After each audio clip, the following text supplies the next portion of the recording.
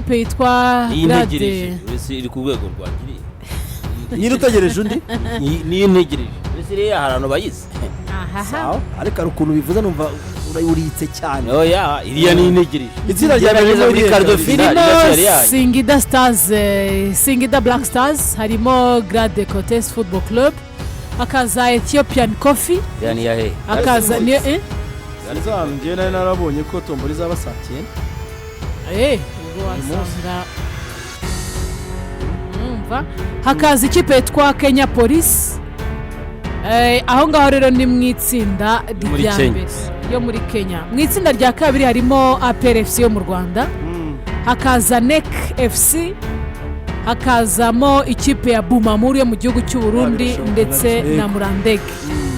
Itsinda rya gatatu ririmo 9 ku 9 muri CPS yani 9. Itsinda rya gatatu ririmo Al Hilal yo muri Sudan. Al Hilal muri Sudan. Hakaza Katol FC, hakaza Mogadishu City yo muri Djibouti. Mogadishu Somalia. Muri Somalia. Ndetse na Al Ahli ya Al Ahli Madani. Al Ahli Madani. Niyo ma equipe rero ari mu itsinda rya gatatu. Reka munaze tureba mugani kuri website ya Cecafa cyo bakomoza. Rero mbonye babonye n'undi mufatanya bikorwa Cecafa uza kubafasha kugira ngo babashe kuba irushanwa riba ryiza cyane. Katola Football Club niyo muri South Sudan. Katola FC niyo muri South Sudan. Nta mushyitsi urimo. Amakipe yose nayo muri zone Cecafa. Muri zone Cecafa. Kureba uyu mwaka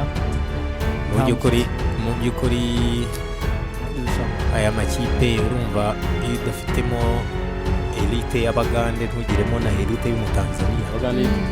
Abagande Syria NEC iyo udafite elite za ntacyo ufite.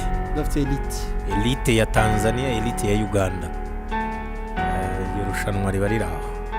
Al Ahli Madani niyo muri Sudan. Ubundi hano ni Singida Black Stars, ni APR na Al Hilal. Nizo kipe ubona ko zifite uburyo zisumbuyeho, ariko izindi ni izisanzwe. Muza nayo ifite amateka. Ethiopian Coffee yihe ariko Garde Cote mu Kenyan Police nubwo yagize season nziza. Urumva NEC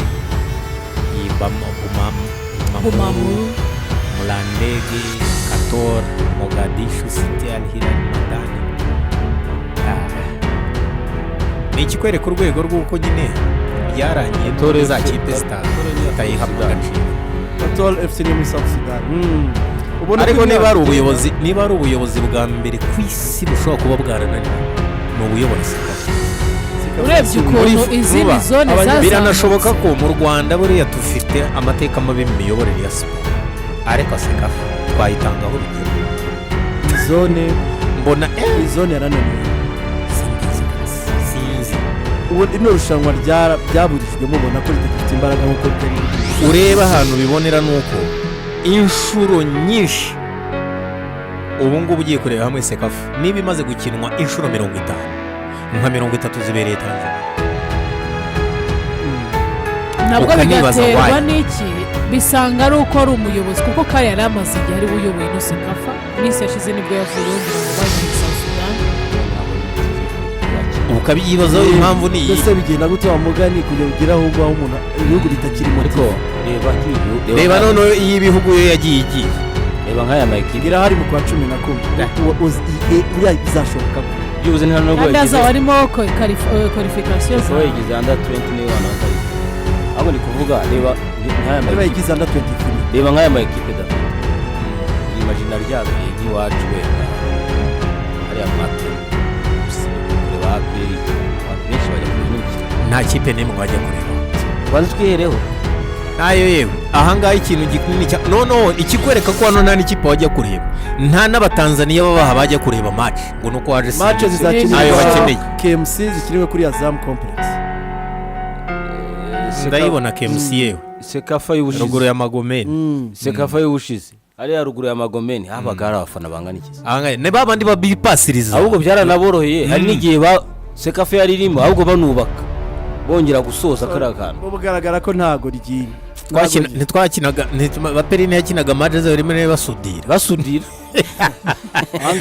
intebe urabyibuka muri stade nuko n'abantu ubangamiye n'abantu babaga bahondagura genda byibuka umuvandimwe yagiye kogeza match ni Ruvuyanga ajya gushaka umuriro handi basudiriraga komanda yari yawubuze muri tribune yazanye cya gikoresho urone yari yazanye cya gikoresho nkajya ndeba uburyo bamusudirira uruhande kavuga ariko match za chamansi sasa nkarubu nirushanwa ubona ko akwiye kongera kureba igikorwa Azam complex uretse babana twahuraga nabo bibereye aho match za mbere bagize bazigira happy milk bapfa ko ni ukuvuga ngo muri kiriya gihugu sibyo nk'ahandi hose ariko ho byo birakabije niba nta Simba ufitemo nta Yanga mwebwe muri hitira nk'ayandiri nanjye nihitiraga nta kiba cyabaye niba ubijyanye muri Kenya ntugire Gor Mahia utagize Gor Mahia na za Leopard heba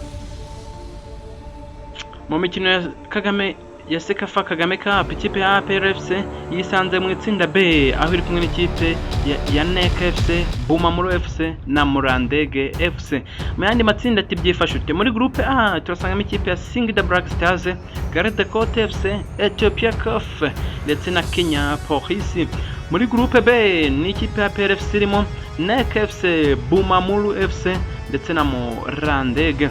Groupe C harimo Al Hilal ikipe ya Katora FC ikipe ya Mogadishu City Club ndetse na Al Ahly Madani. Iyi akaba ari mu kirushanwa rya Kagame Cup kuri 2025 zo kwa 9